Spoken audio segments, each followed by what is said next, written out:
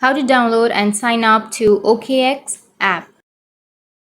So if you want to download and sign up to OKX app, then first check your internet connection. Once you check your internet connection, now you just need to simply go with your Play Store or your App Store and go with the search, which is on the bottom, and then go with the search bar and search for OKX.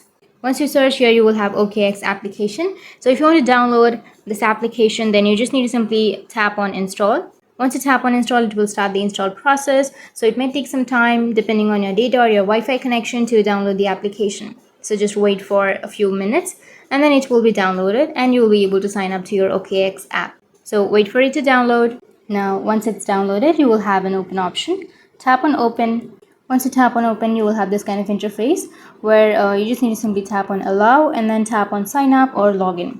Tap on that option and you need to select your country or your region of residence. So enter your country or region and then tap on I agree to the terms of service and then tap on next and tap on confirm your location and then enter your email address. So enter your email address that you would like to use and then referral code. If you have any referral code, then you can enter your referral code, but if you don't have, then simply tap on sign up.